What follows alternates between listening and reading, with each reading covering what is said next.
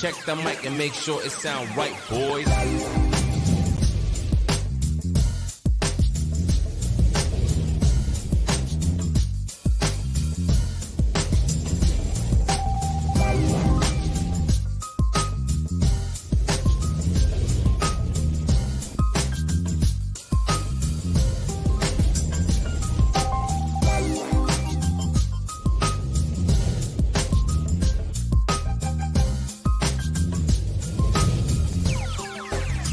Sound right, boys.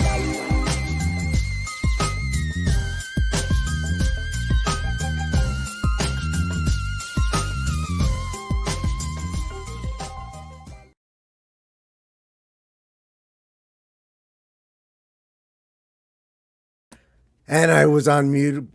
Right on, writers, and welcome first-time viewers to the Books by Adrian author platform and our flagship show, Livestream Sunday. This is our season 4 finale. This is the big one that we've all been waiting for all season. He was supposed to be with us earlier this season. We had to reschedule. He's finally here with us. We're so excited. So I'm going to try to be quick with all this intro stuff, okay? If this is your first time with us, my name is Adrian Santiago. I'm an author and a YouTube content creator on here.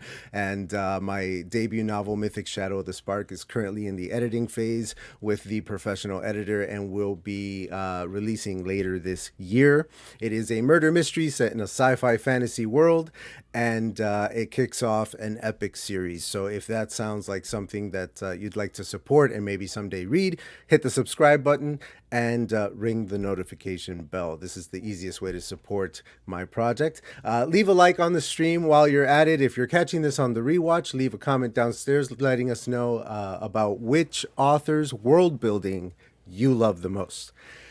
Consider getting Consider getting involved in the community by signing up for my newsletter. Updates on the novel, announcements about the platform, all kinds of exclusive perks are all thrown through the newsletter. So sign up for that. By signing up to the newsletter, you can participate in a short 2-question survey. You don't actually have to sign up for the newsletter to take part in that, though. There's a link pinned in the chat. 2 questions to help me launch my next project after my book releases. And when you do the survey, you enter to win a $100 Amazon gift card. So don't miss out on that chance. Go ahead and hit that up. Today's comment of the week comes from Ben Pick, who said, "Well, now I feel like a slacker in regards to Natania's work ethic. Natania's accomplishments are already outstanding. I can't wait to see what she does next with Amy and the Faith Scouts." That's in reference to our last week's guest, a 14-year-old who has published a novel and has a whole series on it coming out. Awesome. Subscribe, like, comment, all that good stuff. Okay, Tuber Book Club is going on right now with Nightmare Tenant by Richard Holiday. You can sign up for that at any time. The links are all in the description below for all this stuff. And enough of the business. Let's get into it. Today's guest is the creative force behind Hello Future Me, one of my favorite channels on YouTube, where he premieres expertly edited and brilliantly written essays on storytelling and world building and character development, and all for an audience of over 929,000 subscribers. He uses some of your favorite works of fiction to illustrate his points in essays, essay videos, and has written 2 books on the subject of writing and world building. His latest short story, The End Credits to Humanity, wrecked me, and it premiered on his channel very recently. I can't stop thinking about it. Let's get some snaps going in the chat for the great and powerful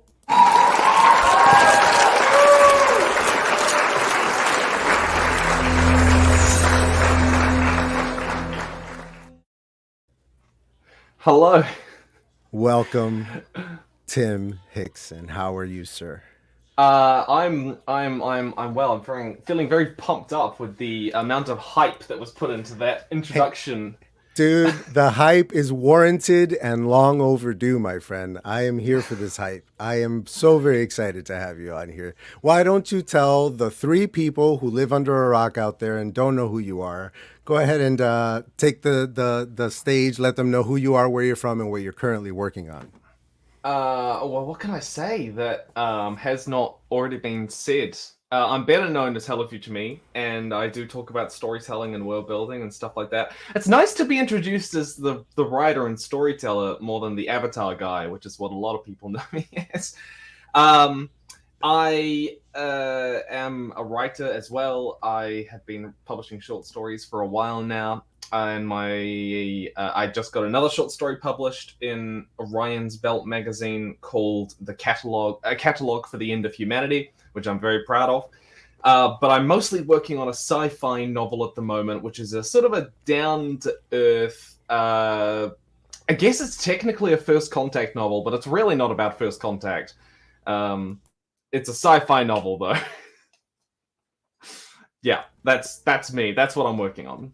Right on, man. Right on. I'm excited to read it. I've been waiting for a novel from you. I am very, very excited for it. I did meet you, so to speak, in YouTube through your avatar content. I can't deny that. Many people did. No, Of as many course. people did, and then it's like Of a course. pipeline. They get from the avatar stuff to the writing stuff. It's the perfect gateway drug for your channel. Absolutely. I can definitely, it's your wheelhouse all in one series. And then from there you can be like, yeah, you can look at all this other stuff. That was where it really started. It was kind of like, oh, I love this story. I want to talk about why it works. And then I was like, oh, I can't just talk about Avatar forever, you know.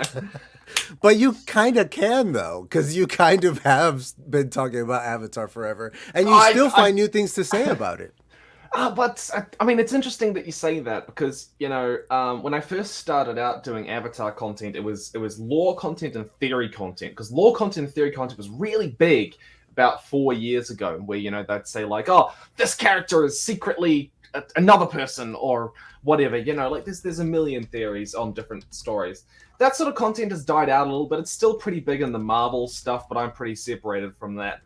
But a motto for me, or at least not a motto, but something I've definitely found, is that I've had to continuously evolve what I talk about as within regards to Avatar. So if you look at where I started, that lore and that theory stuff, I don't do that anymore, really. Mostly because other people started doing it. And I was just kind of like, oh, well, I don't want to be doing what other people are doing. And so I started going into world building, and then that with like real world analysis. You know, I talk about like, you know, trade and nationalism and how the parallels in our real world.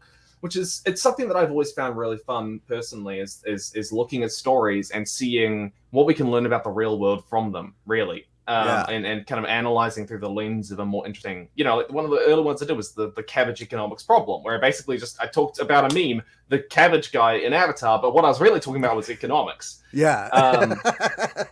Yeah. That was, and you know what? You are a consummate professional because you've given us the perfect segue.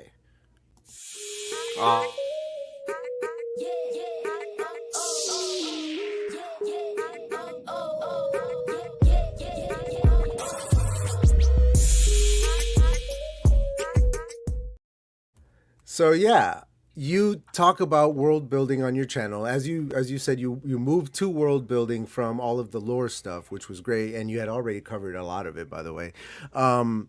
You've written 2 books on the subject of world building, and you continue to find new and interesting things to say about it. What stories made you first fall in love with it? Because clearly you have a deep love of world building. In love with Avatar specifically? In general, in storytelling, obviously a chief example is Avatar, but I see you talk about world building in Lord of the Rings and in all of those. So where does that come from for you? So those 2 books are On Writing and World Building, Volume 1. I only happen to have these 2 here. And this cover, I know, does not match this one. I got it redone because I realized I needed to get redone. I don't think I've got any of the new cover here at the moment. But I think they both look great, though. Like they're very different, but they both look great on their own. Yeah. So for as long as I can remember, I wanted to figure out like I would sit down and I'd read like the first chapter of Harry Potter, and I would like go like why does this chapter work, and I'd like literally just go to sit down and study it because I found that interesting. No different to like a kid like looking at rocks, who likes to look at like rocks, just analyzing it, like analyzing it, right? So that was always in me. That was always in me from the start. I wanted to understand why and how stories worked. Nice. And so the books, interestingly, like they come out of the videos, but the videos really weren't starting out as like me trying to do like writing advice or anything like that. That was literally me basically going like, hey, I like Lord of the Rings, I like Avatar, I like Game of Thrones, I like V for Vendetta. Why are these stories good? What makes them work? And I would just sort of talk a bit about why I thought they were good. But of course, people take that as writing advice. Yeah. And yeah. And so I sort of found myself in this odd position where I'm just sort of talking about books I love and books and stories I love and turning into that. And then I was like, well, I've got all these kind of like essays basically on different parts of storytelling, first chapters and exposition and plot twists and so on. And I was like, well, it's honestly a bit difficult to navigate through a video. If you want to find a particular quote, if you want to find a particular passage, it's very hard to find that in the video. So I decided to compile them together into books, and that's where these came from. Such a primitive like answer to a complicated problem. A book. Yeah, a book basically. And I expected to sell. I budgeted to sell 500 copies. I didn't think anyone would buy them. And they sold about 50,000-60,000. Yeah. It got a bit complicated because it suddenly got beyond my audience, which I did not anticipate and caused me some problems. But it was fun. It was fun. And I'm very, very proud of where they're going, and volume 3 will be out eventually. Nice. I was going to ask if there was another volume coming.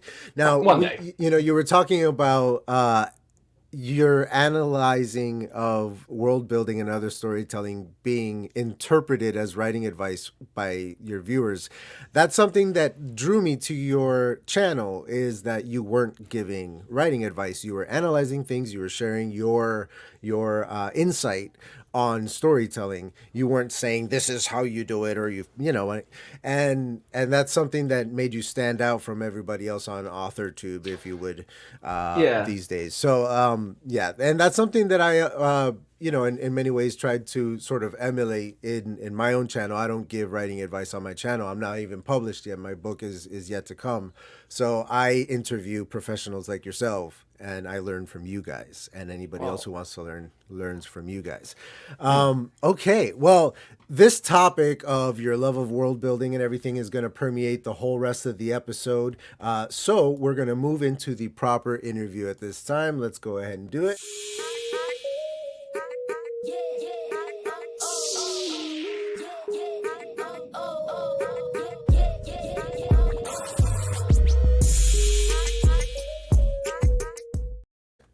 Now, I I wanted to take one quick second to acknowledge the chat, because it is kind of hopping in there. There's like 30 people in there, which is way above average. I wanted to remind everybody to label any questions for Mr. Hickson here with a big Q, so that I can find it later during the third segment of the show, when I will throw it to you guys and you guys get to ask your questions. So go ahead and throw them in the chat. I am starring them as I go, and I will pull them back up later. All right. Now, we talked about sort of your intention behind starting the channel, at least already. You kind of touched on that. How much writing experience, like actual writing experience, did you have under your belt when you started the channel? Or were you still in like analyze phase back then? When I started the channel, I started the channel when I was second year at uni, and I wasn't doing writing stuff. That came a lot later. I didn't do, I did like 6 months of just nonsense, and then quit, and then came back and did another 6 months of How to Train Your Dragon stuff, and then I think I started writing things, or Avatar things, and then writing things maybe a year later. So it was quite a while between when I started the channel and when I started doing writing stuff. I I hadn't I had like a little bit of experience, but nothing hardcore.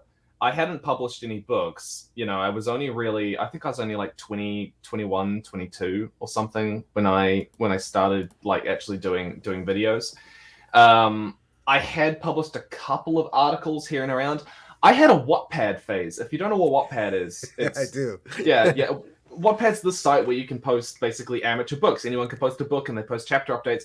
It's built for that. It's notorious for having the worst books imaginable. But I had a Wattpad phase, and I put a book up on there, and it got 50,000 reads, which for me was just massive. You know, at the time, and so I was really stoked with that.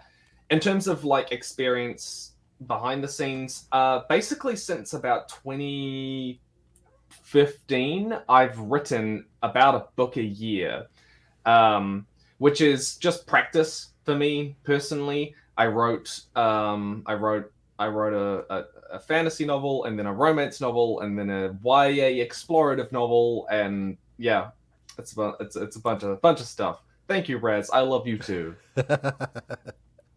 Yeah, so I mean, like, I didn't really have any experience. I wrote a couple of articles and a couple of things. I've done a couple of paid gigs at university, but nothing hardcore. It was all very much behind the scenes. And then I sort of started making content and then transitioned into trying to be more professional with it. And now I've been doing professional work for companies and stuff like that for the last couple of years. Nice. So how does that profession sort of like, I mean, obviously it plays hand in hand with what you're doing on your own channel with all the editing work and everything. Is one influencing the other? What's going on there between your other professional work and your channel? Most of it's pretty separate. I tend to like, I mean, the work that I've done for a couple of board game companies is fantasy writing work, and I've done some short stories for like, you know, like you're introducing the factions in a game, that sort of thing. It doesn't really impact the work I do on YouTube so much. The only thing that's really changed is that publishing short stories over the last year or so, I want that to be a big part of kind of how people see me online. And so I'm trying to push those to more people. And I'd love to do more videos like the End Credits to Humanity, where I get to, like, you know, promote kind of short stories to people. And especially I would love to do short stories in a video medium in some way, but it's very difficult to pull that off. As you know, one of my questions was if you had any more plans for more short stories like that on your channel, because from the animation to the editing, because it's a mixture of both, like editing of like stock footage with actual like original animation, and I just, the writing being so good on top of all of it, I'm just looking forward to more of that. What can we expect to see from that in the future? It's hard to know. Those videos are quite expensive to produce, and probably take a long time, especially one that length. Well, I mean, I don't edit my own videos, and so the time taken is really just in the writing. But they do cost a fair bit more, because I hire a friend of mine who's an artist to produce those assets, and then the editing time is potentially longer, that sort of thing. So they're more of a passion project, and I tend to sort of work in YouTube and kind of like I do videos which are going to do me well and are kind of secure bread and butter videos, and then I spend kind of the goodwill and time I've spent on a passion project, which doesn't always go that well. And some of them do go off, but half of them don't, and so it's a gamble on those front. Now, your love of Avatar: The Last Airbender practically like goes without saying at this point, obviously. So much of your content on your channel focuses around the show.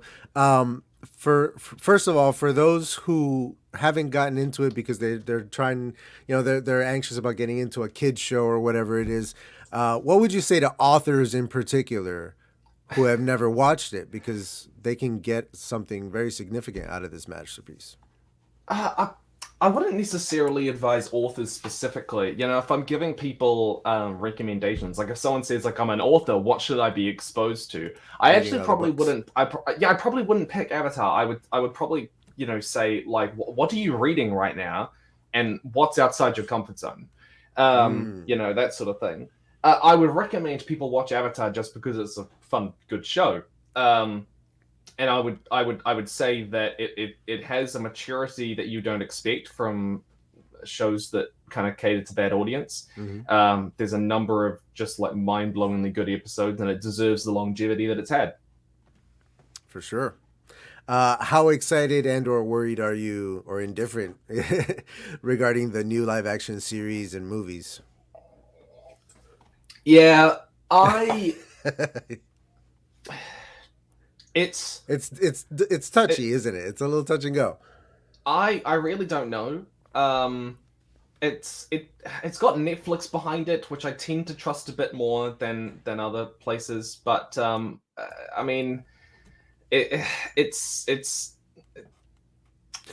it's really not like it wasn't something people were demanding. You know, they if Yeah, they and the thing is that like if they made a new Avatar series or if they made it about Kyoshi, probably would have been a better bet in terms of reception mm, because people aren't going to be comparing. Um, uh, aren't going to be comparing like this to the original show, those to the original show, where they will be with this, and there's just no way they come out of that looking good. Like changes by themselves are bad to 20, 30, 40% of people.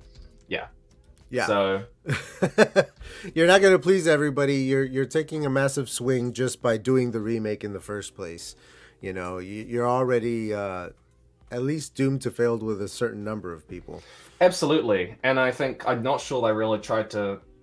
I'm interested to see what they because the only way that I can see this as being good is like this is the actual creator's vision that they may not have been able to do originally. So Which we know isn't, because they left the project due to creative differences, right? The original creators. yes, yeah, they did. That's right. And now it's up to someone else. But I think that was the original conception. Right.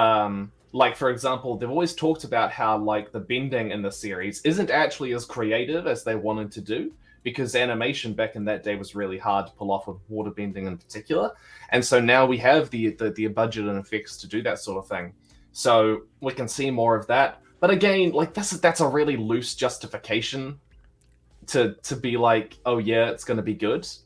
Yeah, and especially with the creators not there anymore, and the creators won't Yeah. even like they did some good stuff, but like doesn't have the other core writers, Elizabeth and Aaron Haas. Hmm. Yeah, so we'll Yeah. see. So we'll see. We'll see. It doesn't mean it's going to be terrible. It could still be great. Who knows? Yeah.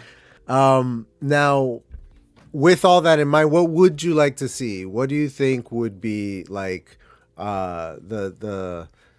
the special touch that if it's missing, it's not going to work for you? The thing that you need to see out of this series for it to work for you? Out of this series, Yeah, the new series um, coming out. I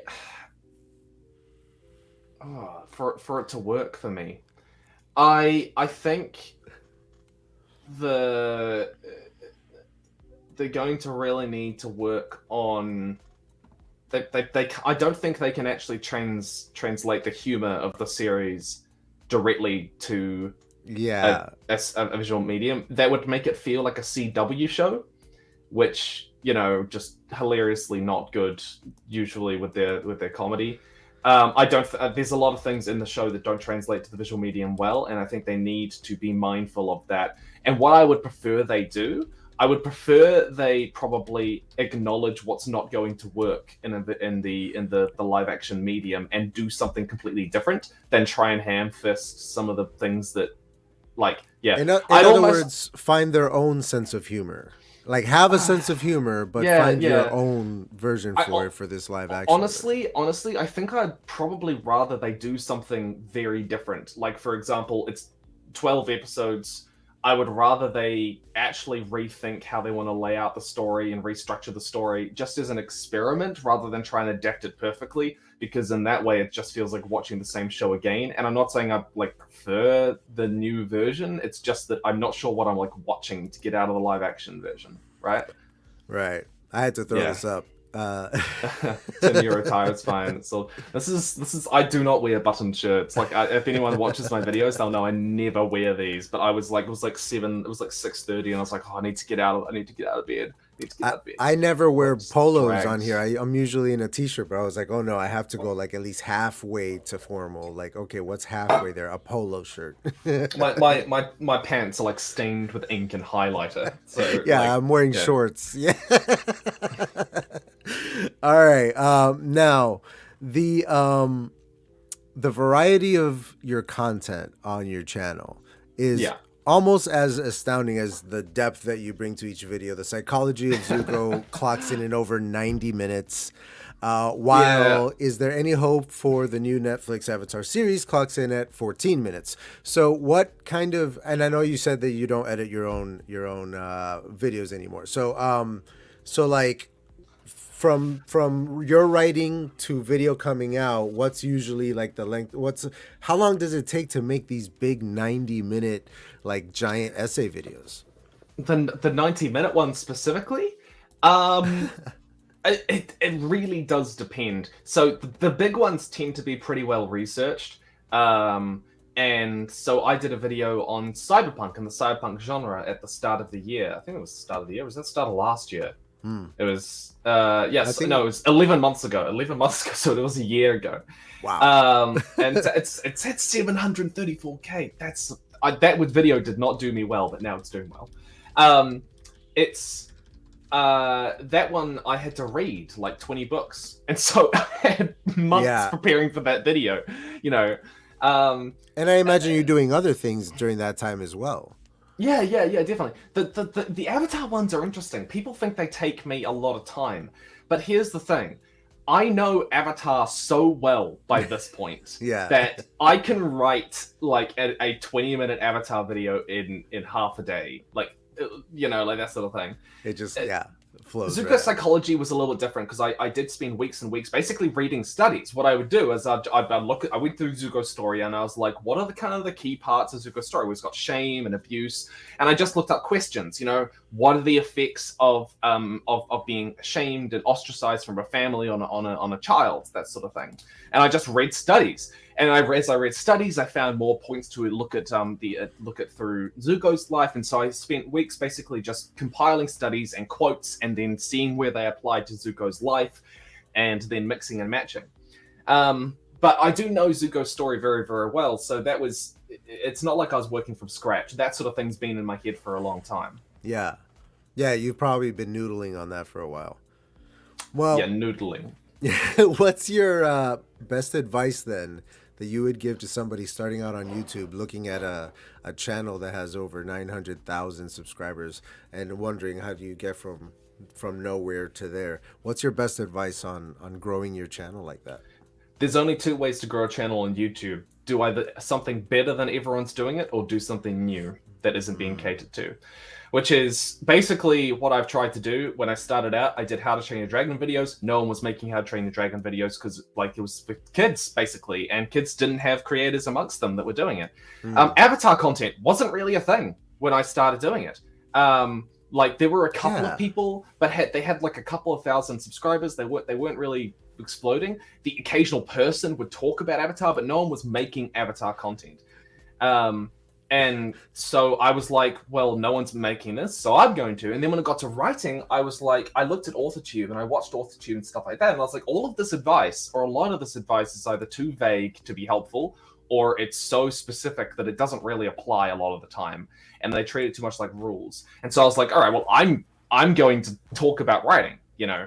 So I every single time I try to do things, I try to do it differently to what has been done before.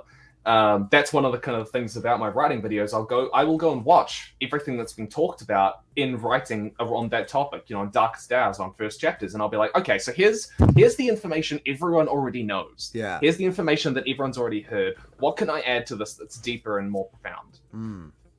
Yeah. And with the amount of writing that you do for your channel, your books, and probably for your professional work as well, what's your writing schedule like every day? What does that look like? How do you fit it all in? Oh, I am a all or nothing person. I find it very difficult to switch between tasks. Every single video that you've basically seen, each one is not that basically none of them are produced simultaneously by me. If I don't work on 2 scripts at once. I basically don't start one script until I've finished another. Until I've finished and filmed, not edited because that's with someone else. Right. But yeah, so I find it very difficult to switch from one thing to another. So what I'll do is I'll work on videos like I've been doing for the last while. I basically worked on Zuko and the Increase to Humanity and Fixing Legion of Korra and the 2 writing videos, which are coming after this. Right. And then I will stop for a month and just write. So I've been doing that last week, and I wrote about 10,000. I think I wrote about 10,000 words. Wow. That's bonkers because I have, it's so hard to get to 10,000 words. Okay. Now, what are some of the channels that you love that you'd like to shout out that you don't think get enough notice these days?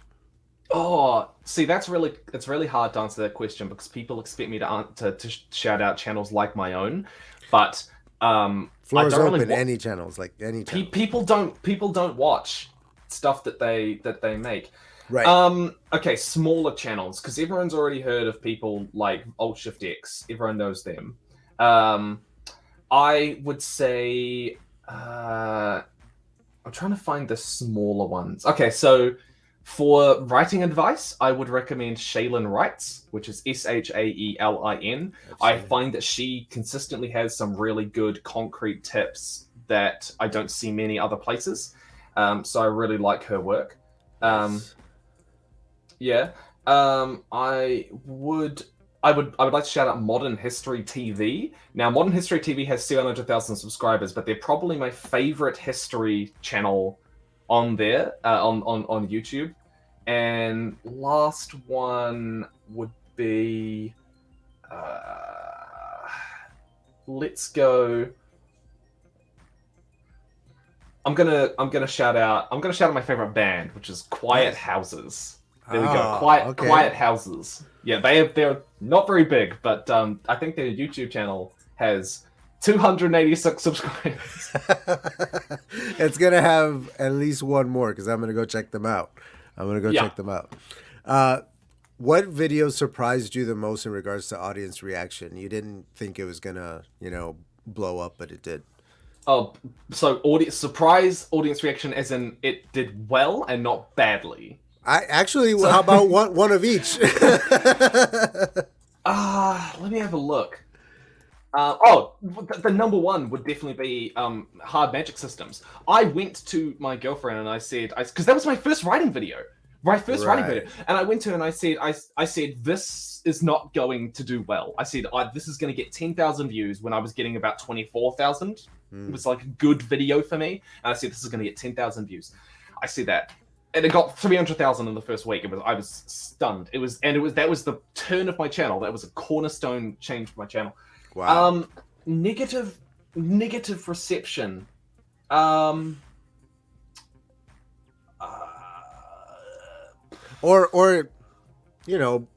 confusion or any kind of like surprising reaction from it. It doesn't necessarily have to be negative. Yeah, I'm trying to think the one that surprised me the most. I'm not going over. You have candidates. Really try to weigh them out. Yeah, like none of them really shock me that much because I tend to know who I'm writing for. I was really shocked with the I Am Iron Man One Marvelous Scene. It was really funny because there was this big event of all these Marvel comic book YouTubers who talk about comic books. Yeah. Big famous thing that kicked off me getting an email every single week about a new event. That was funny because I titled mine I Am Iron Man, and of course Endgame was coming out the same day, which means that's the line he says. Yes. Yeah. And it was really funny because there was all these comic book YouTubers and then me, and I made this thinking like no one in my audience cares about Marvel. I'm not gonna get anything, and it's It really was funny the perfect because storm because it was of the that perfect moment. storm. It was the #1 most watched on the playlist, and it is to this day my fastest growing video in that first 24-hour period I've ever had, which is kind of horrible because it's like I didn't even work on this video hard. Like, this video does not matter to me. You kind of threw it together, like, all right, here you go, Yeah. and then it blows up. So going back to the writing a little bit, what was some writing advice that you were given, directly or otherwise, that has stuck with you and has permeated all of your writing since hearing it? It's not writing advice, but it is a writing thing I discovered, and I was like, "Holy crap! I've never thought of that." But it has permeated my writing, and that is basically turning concrete senses into metaphorical ideas. So saying, "The man smelled of loneliness," and "The man smelled of alcohol and loneliness." And that to me is just such a cool way of saying he was lonely. Like, I love that sort of that you writing. could smell how little contact he has with people. He's that so sort of, isolated. well, yeah, like the she could, as she was standing out in the forest, she could hear the birds, and her own, I'm stumbling up my words now because I have to do it live. But I love saying, like, characters could hear this or smell that or see this, and like it's like a metaphorical thing that they can see that is clearly present in the environment. Right. She could, yeah. So I really love doing that. And I do that a bit too much in my own writing. I like it. You've done a few author interviews on your channel. What do you look for in an author to interview? What helps them sort of make the cut with you? I did a couple because Daniel Green was like, "Do you want to?" And I was like, "Yeah, all right." And it was #1. It was Brandon Sanderson, who is the biggest name in fantasy right now, and 2, it was Christopher Paolini, who was my childhood idol. Basically, I read Eragon 13 times when I was like, when I was in my younger years, because I loved the series. And so that to me was kind of a weird moment. It was kind of like, oh, I'm talking to someone who I never would have expected when I was 12. Like that. This is a true marker of where I've been and where I've come to. So I probably won't be doing any more author interviews unless it's on the second channel. It's just not something that gets views. It's not something people are that interested in. Compared to the other content, it's not something it's not something I feel I'm very good at either. So, yeah, let's see. I don't know. I thought you did pretty good. But that being said, what I'm getting from this interview is that you are a very go with the flow when it comes to the projects kind of guy, and then whatever happens, happens. You put your work into it, you put it out there, and whatever happens, happens. All the way down to the interviews. I'm tempted to say both yes and no. I'm very, very conscious of topic selection. There are a lot of factors that go into deciding what videos I do. And so I'm very conscious about which audience I'm catering towards, when it is going out, and so on the one hand, I'm very deliberate and I'm very stats focused on some sense. I'm very aware of my stats. But on the other hand, I have been more aware of my stats in the past, and now that I'm nearing on 1 million subscribers and I get consistently a good amount of views, I have the luxury of being able to be laid back. I can put out a video and expect it to get enough that it doesn't really impact me that much, Sure. But smaller YouTubers just don't have that luxury. So on the one hand, you have to put in the work in the analytics. Like that's a whole part of it. You have to be a lot more conscious about that stuff, and I'm fortunate that I don't have to anymore, although I still am to some extent. And you had to very much so to get there, to get to get to that luxurious state. You had to work your ass off with it. Absolutely. Yeah. Okay, so my final question before we move into the live chat Q&A. I know everybody's really psyched. I have a bunch of questions lined up waiting. My last question for you is, besides writing YouTube and everything else that you do and write, you also make time for video games. even playing Elden Ring live to raise funds for Ukraine just 2 months ago. Do you struggle with dividing time for your work versus your play, or how do you find balance in the two? That's been something that I've struggled with immensely in the past. In the first few years of my YouTubing career, I was consistently working Monday to Saturday, 10 to 12-hour days. And the passion keeps you going because I loved what I was doing, but it was also necessary. It's a bit difficult to understate how much of a hold my schedule had on my life. A video had to come out at the exact moment that it had to come out, and I would get up at 2:30 in the morning if I wasn't staying up till that time to make sure that the video went out at the exact moment, that everything went smoothly, and so on. I do that every Saturday for years, and I gave up my Saturday nights most of the time. And so I didn't have a good separation of that sort of thing. But again, now that my channel's taken off, in a sense, I have the luxury where I can be a lot more laid back about it.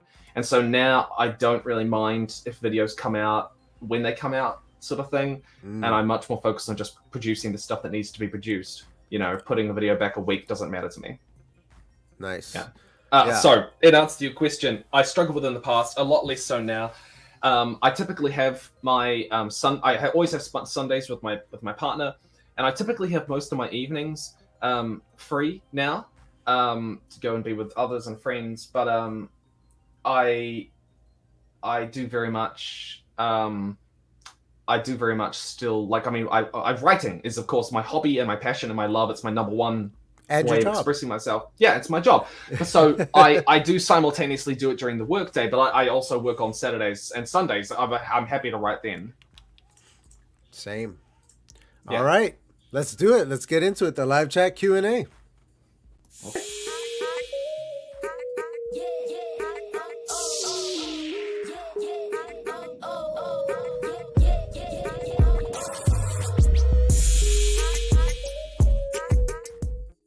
All right, here we go, guys. Your turn.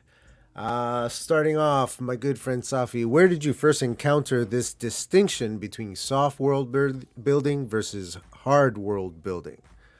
So I'm actually very proud of that because that's not something we encountered. My friend and I, who co-wrote that essay with me, co-wrote in the sense that it came out of a discussion I'd been having with her for a long time. Basically, we were sort of lamenting that fantasy had sort of become this focus on kind of like hard, rigid worlds with hard magic systems where everything has to be explained, and there can be no wonder so much anymore. Inexplicability, and characters have to be the driving part of the story in a sense, and we were sort of looking at these old stories and we're going, well, what's the difference between these and these new ones and these old ones? And we looked at the way these worlds were designed, and that was where we sort of came up with the distinction between hard and soft world building, the term being taken from Brandon Sanderson's Hard and Soft Magic, that term in turn being taken from hard and soft science fiction, which came from the 70s, and I think it was first 70s or 60s. I think it might have been, I don't think it was Asimov, it was one of the other ones, might have been, but so the terms hard and soft have had various meanings in sci-fi and fantasy circles for a long time, and we just sort of extrapolated that into talking about kind of the different ways that you can immerse people in stories, in worlds, and that's probably one of my greatest achievements personally, is that she and I have introduced a term that I see being used by others online.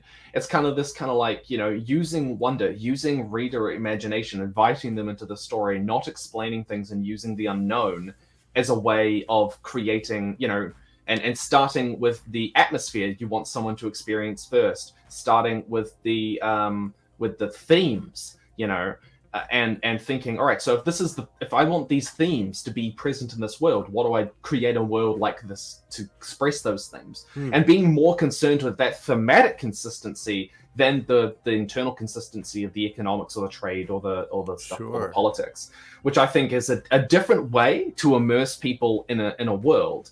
and just as valid. Absolutely. Absolutely. That's awesome. I didn't, and it makes perfect sense, when you're talking about hard and soft magic systems, just extrapolating that concept into the world building and whatnot. That's Yeah. brilliant. That's brilliant. Now, you've kind of answered this one. Was the biggest piece of world building, good or bad, that inspired you to really take it properly seriously as you do? He's British. He adds properly before seriously. But if there's some sort of origin story there that you haven't touched on, that's I think what he's looking for. What is the biggest piece of world building, good or bad, and inspired you to really take it probably seriously as you do? It's really funny. This is something that people mistake about me.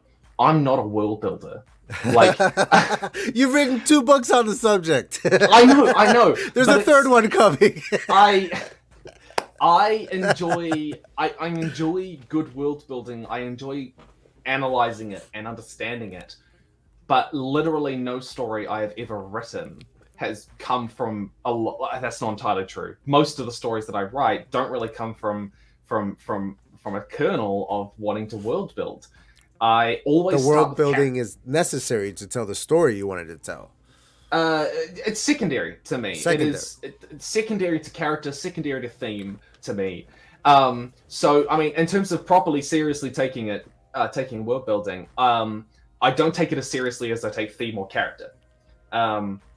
But I mean, I guess you could probably say Aragon, I guess, but also that's the world building that is I would probably say Artemis Fowl is the first time that I saw world building that I was like, oh, that's so cool. Like Artemis Fowl, which is this fantasy world underground, but it's like sci-fi. Where like elves have like lasers and stuff like that. And I thought that was really cool. Lord of the Rings would be the other big one. Lord of the Rings is amazing on every level, and I read that when I was 11, but I read The Hobbit when I was 8, and I was very much into that sort of thing. So those would be the stories that sort of inspired me to sort of love world building and love analyzing it and expressing it and seeing it. Yeah, love it. Now, we talked about your writing schedule. This viewer wants to know your writing process, habits, routines, anything like that you could share.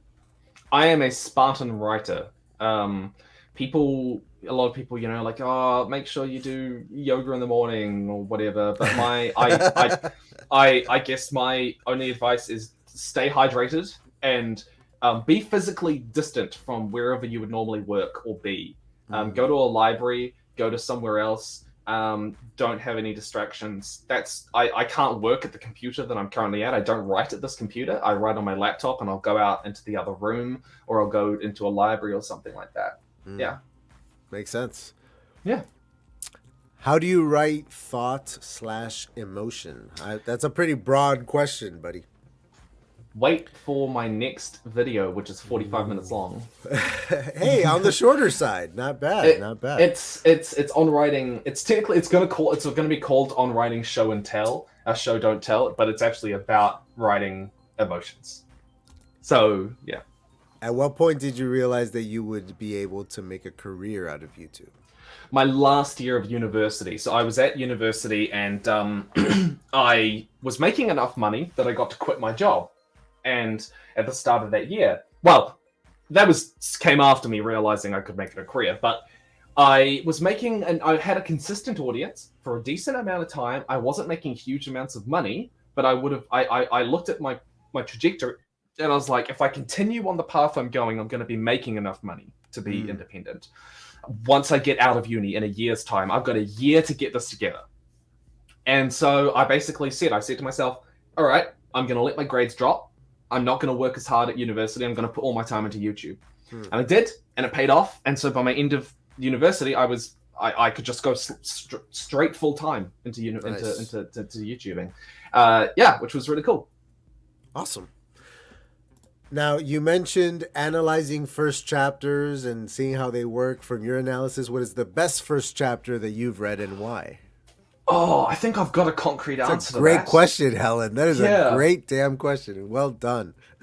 The best first chapter. I'm like looking around. I've got like an ocean of books down on the ground here. Like it's just, I'm not even kidding. I see them all over. Yeah. I'm tempted to say, I'll give you a couple of options. So Adrian Tchaikovsky's Children of Time is Another Adrian. one of my favorite books ever written. It's incredible on every level. And it had a first chapter that hooked me from the first second. Piranesi by Susanna Clarke has a really creative opening first chapter. What's the other one that really hooked me? That, like, from the first chapter. I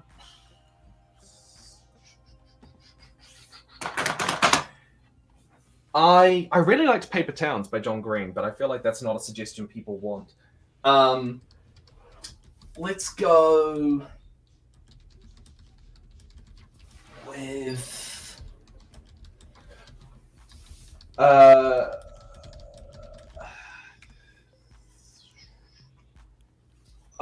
okay, like I love any murder mystery which opens with a really cool description of a dead body. So the Chestnut Man got me. The Chestnut Man by who is it? It's Soren Sviestrup. Yeah. That's a lot of fun. But again, mystery may not be for everyone, especially not dark Nordic serial killer mysteries. My novel is a serial killer mystery, and first chapter there's a dead body. So there you go. Here we go.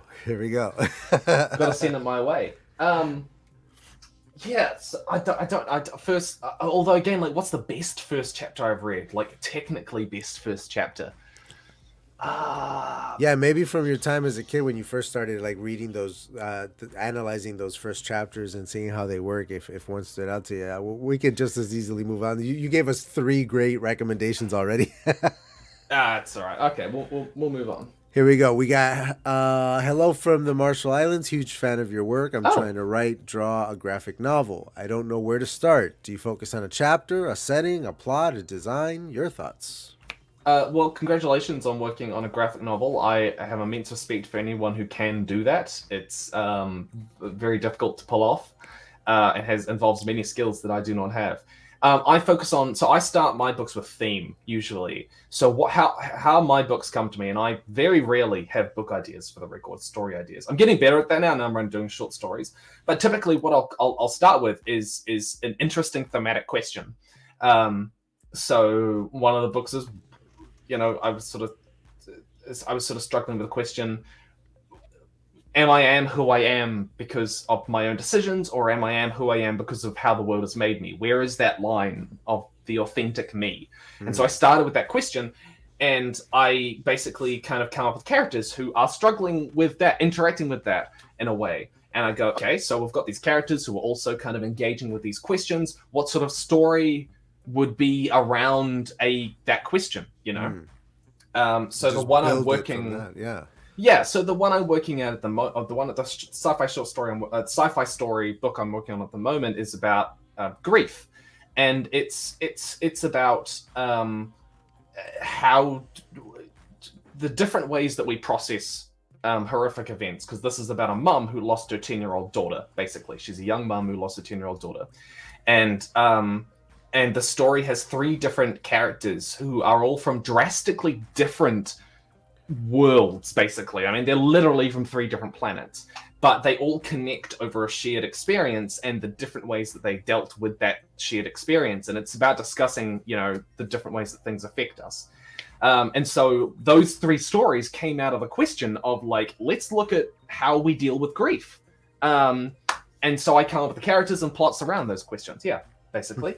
Because the thing for me is that I can't write a story unless I care about what I'm writing about. And people will go, don't you have like amazing ideas for magic systems and characters and plots and stuff like that? I'm like, yeah, but like, I don't care about them unless they're actually dealing with something interesting. And so I've got to be discussing something that's personal to me, personally. And not everyone's like that, but that's for me. Yeah, no, I can agree with that. I keep notes all over the place with all kinds of different ideas, but none of them are actively being worked on because until I find a way to care about them, like it's not gonna go anywhere. I work on the stuff that I care about. Absolutely. Let me see here. There's a bunch, and we're running out of time, so I'm gonna skip ahead maybe a little bit. Let's see Oh, here. no. I'll quick fire them. I'll quick fire You'll them. quick fire them? Okay, let's I can see. quick fire them. Okay, then let me go back then. Here we go. Why and how do you connect everything to Avatar? I think we talked about this because the videos do well more than anything, but at this point, it's an art form you've refined. It's really funny because it's a little bit of a misnomer. I know I've got that reputation, but if you actually watch like my recent writing and world building videos, you'll notice I don't really refer to Avatar anymore, and that's because I want to broaden that what I sort of talk about. But I connected to everything because I've got an audience that likes hearing about Avatar, and so it's sort of like an Easter egg for them in every sort of thing. Like they can usually see it visually. Like, oh, there it is, the connection to Avatar. Yeah, that's the connection. So I do it more for the audience. Yeah, I guess.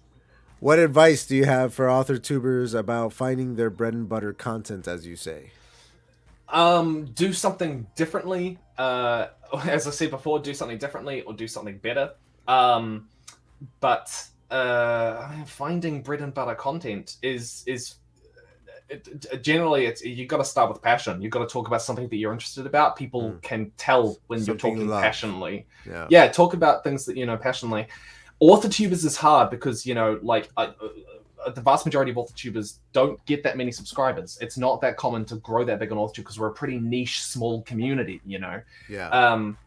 But the bread and butter content is just going to be something you're passionate about, hopefully something new, hopefully something different. So look at what other people are making and going, all right, so how can I build on that? How can I do something that adds on that, goes deeper, goes in a different direction, brings something new to the discussion.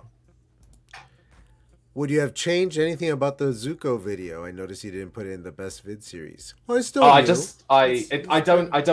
update my best videos thing. I think there's only one reference, which is that at the end I have a line and I talk about like you've got to wait for someone who takes you in their arms and says it's okay. I would have expanded on what I mean by that. I would have expanded what I mean by that to talk about how, like, I think one of the under discussed things of mental illness and stuff like that is that people who are mentally ill can be very harmful to the people around them.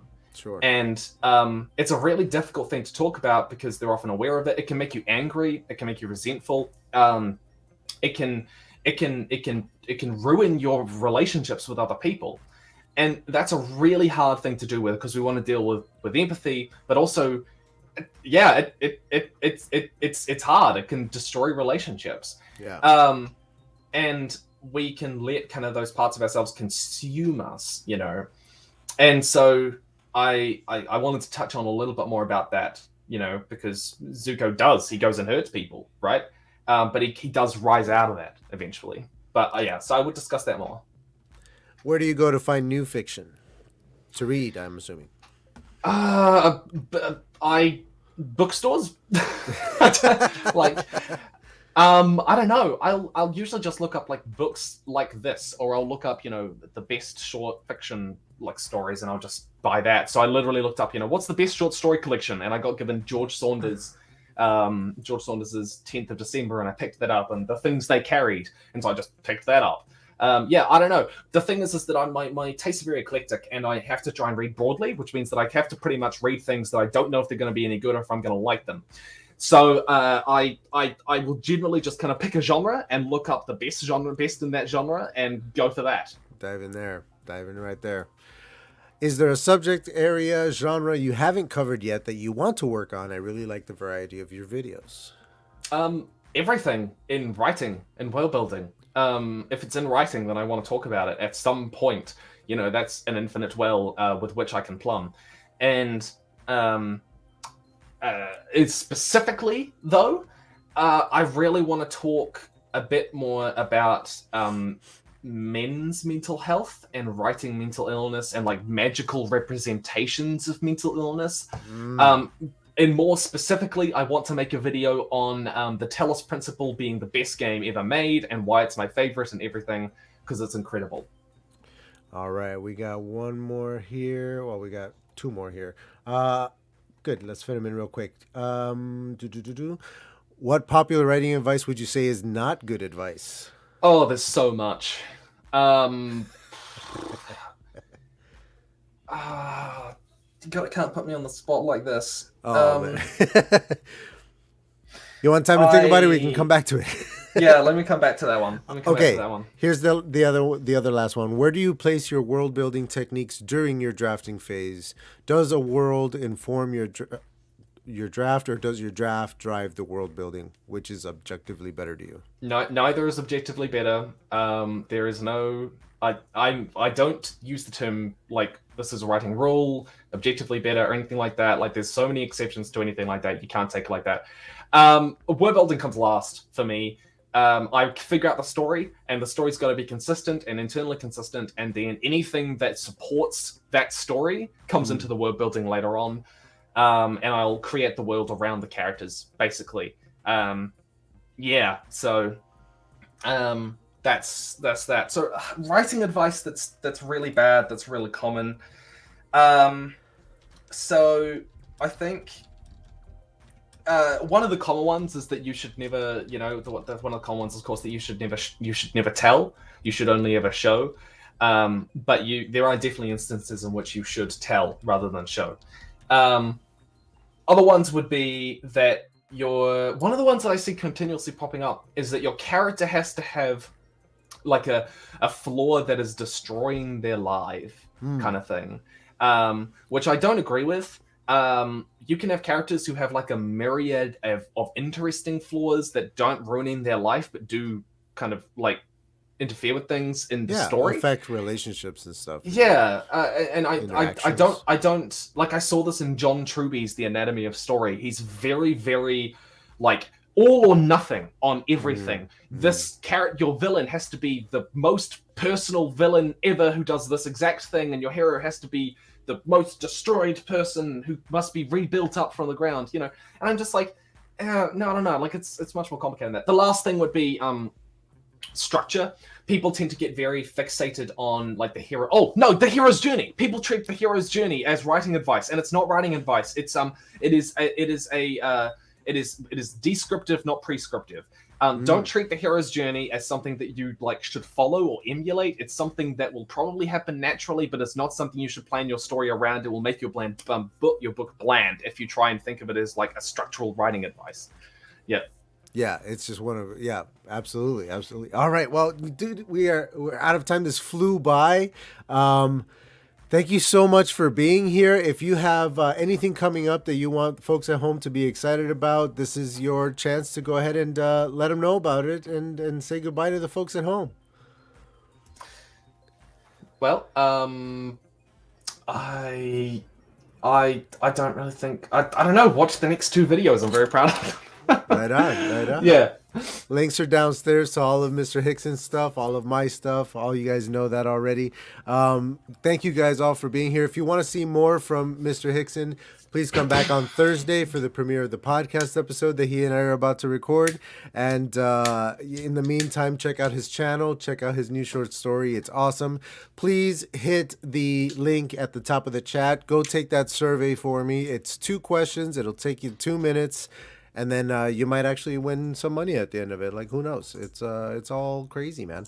Patreon, all that good stuff. It's all downstairs. Now, this is the finale for Livestream Sunday. So next week, we'll be doing a completely different show. It's called Write the Damn Story. And we're going to write a short story together with Martin Lejeune. And it's going to be awesome. Thank you guys, everybody, for being in the chat. This was great. Mr. Hickson, one last time, thank you very much. Stick around and we'll do the next show. And right on, writers. We out.